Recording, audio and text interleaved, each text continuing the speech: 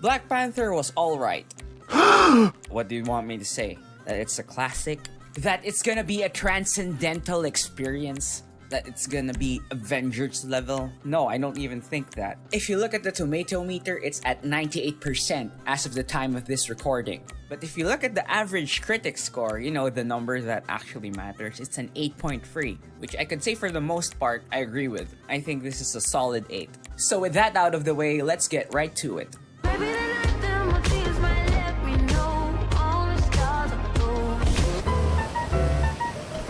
As you know, I peruse internet culture, fictionado, as it were. This isn't the movie's fault, I blame the internet, but for the first, 20 minutes, I was thinking of Ugandan Knuckles. Oh, please. Do you know the way? You don't know the way. You want to hear a joke? Yeah. Tell me a joke. Pull me over and said freeze with a gun. He put a gun towards me and said freeze. Alright, let's get the EMP and the LAPV to HLA. Freeze. What? Everyone was thinking it. I just said it, okay? Everyone else was thinking it. Probably. It's in Africa, right? Oh, thank God. Congrats, Ryan Coogler! The accent is authentic! Isn't it also weird that the Wakandans are talking in English when they have a perfectly African language? What the fuck is up with that? For this particular role is, you know how comedians, like you guys will you do a small comedy club before you do the big show, right? Yeah, I get it. It's for the audience. It's hard to read subtitles. I get that. Standard procedure for a gang of known criminals like us. I'm sure, but it's not worth a mention.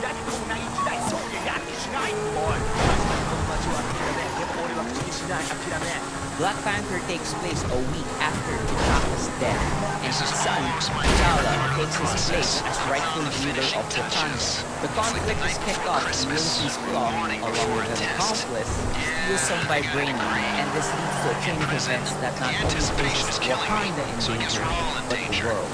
Who will win this conflict? Will Black Panther realize he has to be a good guy to be a good king? Is Killmonger right? We actually know the answer because he's already in Avengers Infinity War.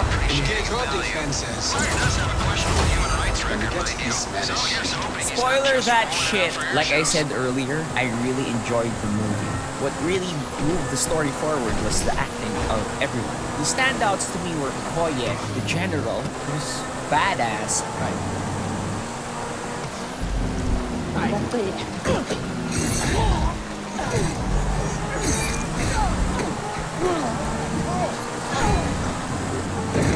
And M'Baku, who's also a badass and funny, which is always a bonus. I know this. The being funny part, not being a badass. And there's a really good contrast between Chadwick Boseman and Michael B. Jordan. And you need this because their conflict is what drives the climax of the movie. Not only on an action level, but also on a philosophical level. Everything was shot well. I'd expect nothing less from the guy that made Creed, one of the best films of all time. There's a visual metaphor that I liked. It's simple, but the execution was pretty brilliant. And you'll know it when you see it. It's not to say the shots were all perfect. There was this one scene near the end of the movie that really annoyed me. That's gonna be spoilers, so I'm gonna discuss that at that section. I don't even think it's Ryan Coogler's fault because it's CG. So, fuck those guys that made it. And I really can't discuss the movie further without spoilers, so this is spoiler discussion time. I do think you should watch it.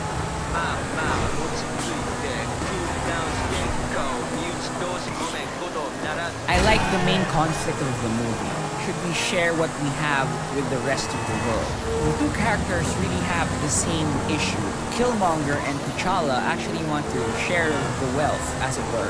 But Killmonger just wants to use it for revenge, and T'Challa wants to use it to help people. The problem I have with Killmonger was that his motivations feel flat. From what I gathered from the movie, Killmonger read the book when he was younger, and that motivated him enough to carry on his father's legacy. After seeing his dead body, kinda like Batman, only evil. But I think you could have handled the conflict better. That is the isolationist position of Wakanda versus the legitimate grievances Killmonger had. If you show us the backstory some more, or at least more of Killmonger. Know what I'm saying? It would have been more powerful if you show us that his position can be legit. And don't get upset if you're watching this, guys from America, but you should assume that your audience doesn't know where your character is coming from. It's a big leap from I want to avenge my father's death to I'm gonna subjugate every guy that has oppressed black people. That's a big leap. The way Killmonger was talking about it, it was more than just avenging his dad. What else did he experience? What else did he see while he was growing up? The United States is politically charged right now. Racism, Black Lives Matter. So it's easy for you guys to fill in the blanks.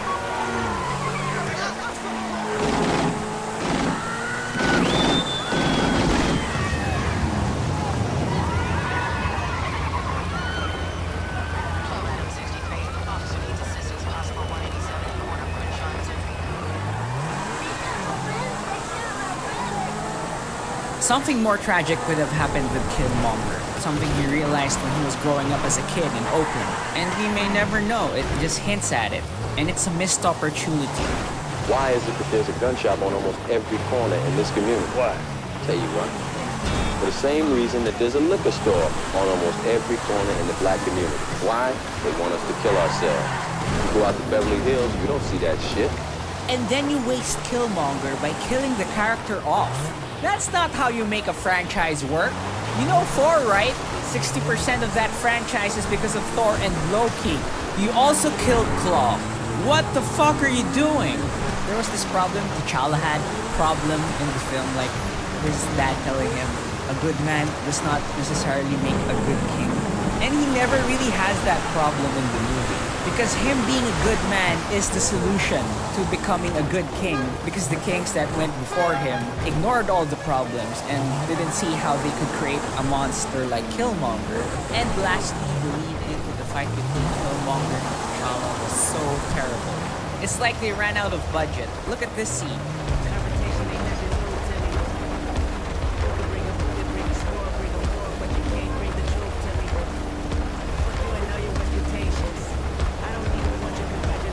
And compare it to this. You see the EMP glowing in the truck and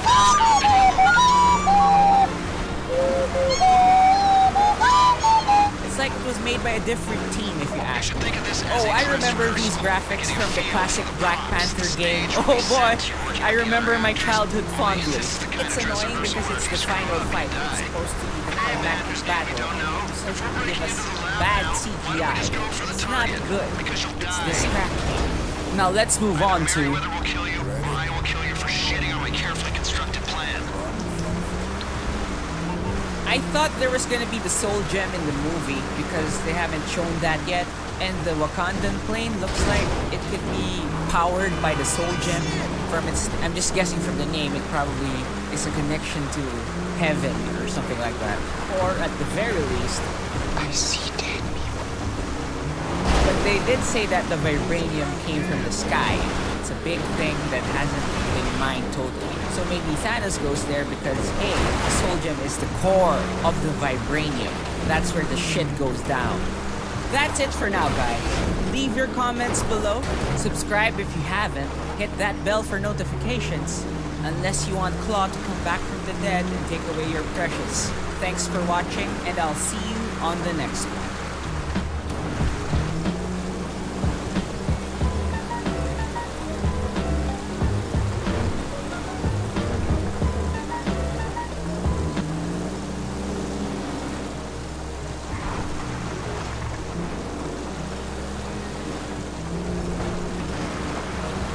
Half in the back. I have so many problems. I have to take so many pills for my problems.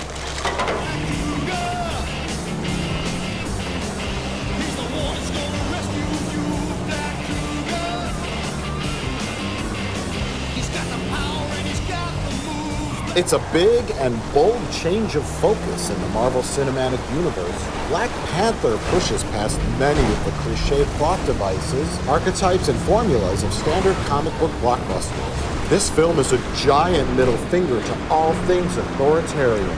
It's taken a decade and 18 films, but the Marvel Cinematic Universe has finally produced a superhero movie that feels like it was ripped from the pages of a comic book. After 18 films, finally they did it. Black Panther is one of the best superhero movies of the century. We're only 18 years in, folks.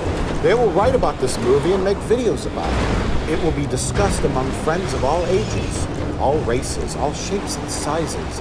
It will be taught in school, debated among intellectuals. It will be seen as the moment everything changed. Well, Jay, that intro was not written by us. It was a lot of excerpts from reviews of the film Black Panther, one of the best reviewed films in the history of cinema. So I gotta ask you, Jay, what did you think of Black Panther? It was alright. After the first hour, the plot finally kicks in, and then it gets pretty good for a while. The first hour of the movie I thought was really, really meandering. And I was like, where is this going? This feels really unfocused. What is the plot? And I was also thinking, for the first hour, because I wasn't engaged, my mind was starting to wander, and I was thinking about, because I had heard about like the world building of this movie, Wakanda, and I was thinking about what a great nation everyone's saying it is, and all that, and it's this advanced, technologically advanced, and they have all these advancements in medicine and science and all these things. But they have a wall built around them, and they are not willing to help anyone outside the wall. I was like, well, this is going to be a standard Marvel movie. This is just world building. This is going to be background stuff. This is just the world they've created for the characters. And so I was starting to feel a little like uneasy about it because obviously there's parallels to what's going on. Black Panther was alright. What do you want me to say? That it's a classic? That it's gonna be a transcendental experience? That it's gonna be Avengers level? No, I don't even think that. If you look at the tomato meter, it's at 98% as of the time of this recording. But if you look at the average critic score, you know, the number that actually matters, it's an 8.3, which I could say for the most part, I agree with. I think this is a solid 8. So with that out of the way, let's get right to it.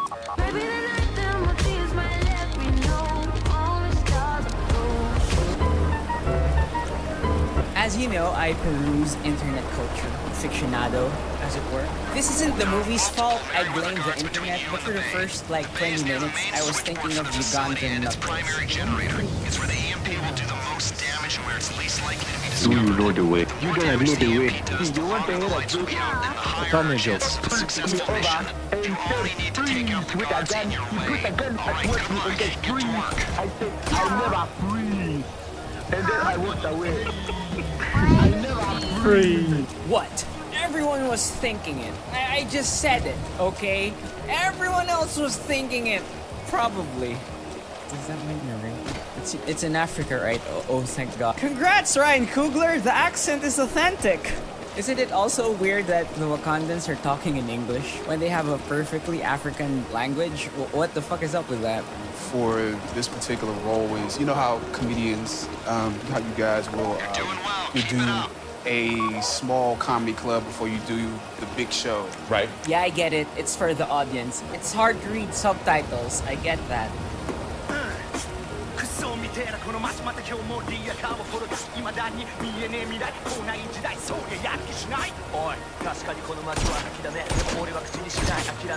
Black Panther takes place a week after T'Chaka's death, and his son, T'Challa, takes his place as rightful ruler of Wakanda.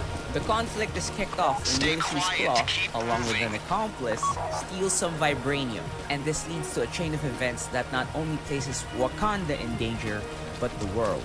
Who will win this conflict? Will Black Panther realize he has to be a good guy to be a good king? Is Killmonger right? We actually know the answer because he's already in Avengers Infinity War. Engage all defenses.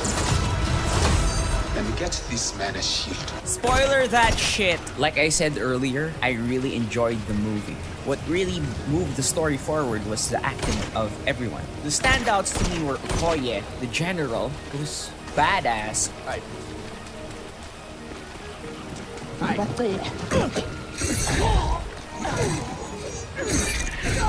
Concentration is key, people. Take an amphetamine if you have one. And M'Baku, who's also a badass and funny, which is always a bonus. I know this.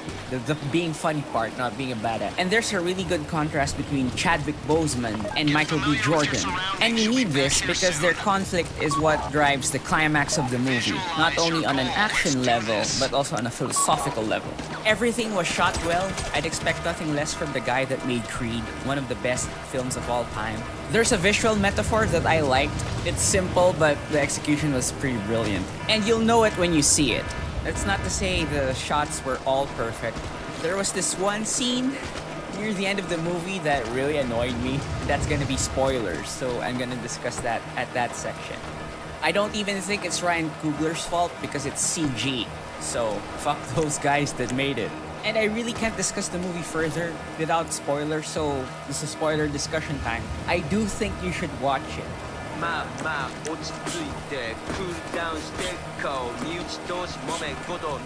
I like the main conflict of the movie.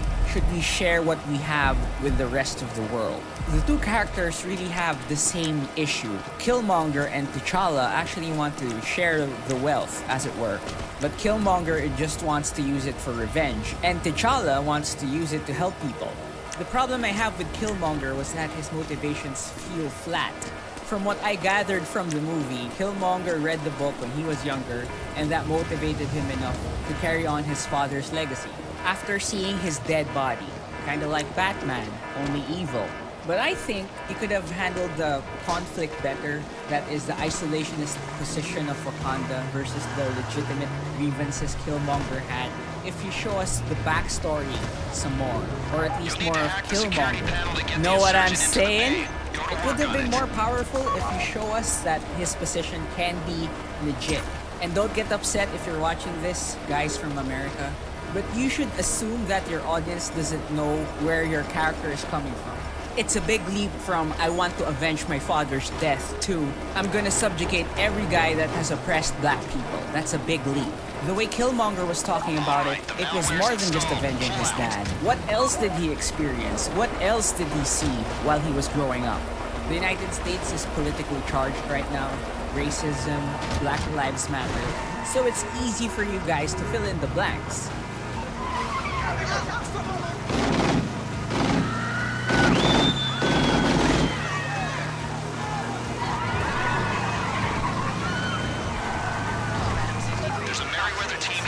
They have no reason to suspect you. Do not engage. Okay, hurry it up. We just lost connection. They're seeing live images on Something more tragic could have happened with Killmonger. Something he realized when he was growing up as a kid in Oakland. And we may never know. It just hints at it. And it's a missed opportunity. Why is it that there's a gun shop on almost every corner in this community? Why? Tell you why. For the same reason that there's a liquor store on almost every corner in the black community. Why? They want us to kill ourselves. You go out to Beverly Hills, you don't see that shit. And then you waste Killmonger by killing the character off. That's not how you make a franchise work. You know Thor, right? 60% of that franchise is because of Thor and Loki. You also killed Claw. What the fuck are you doing? There was this problem T'Challa had, problem in the film, like his dad telling him, a good man does not necessarily make a good king. And he never really has that problem in the movie. Because him being a good man is the solution to becoming a good king. Because the kings that went before him ignored all the problems and didn't see how they could create a monster like Killmonger. And lastly, the lead into the fight between Killmonger and T'Challa was so terrible. It's like they ran out of budget. Look at this scene. Confrontation ain't nothing new to me. You could bring a bullet, bring a sword, bring a morgue, but you can't bring the truth to me. Fuck you and all your expectations. I don't even want your congratulations. And compare it to this.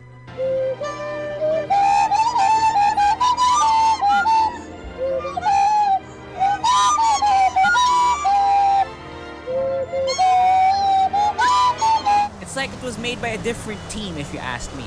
Oh, I remember these graphics from the classic Black Panther game. Oh boy, I remember my childhood fondly. It's annoying because it's the final fight. It's supposed to be the climactic battle, and you suddenly give us bad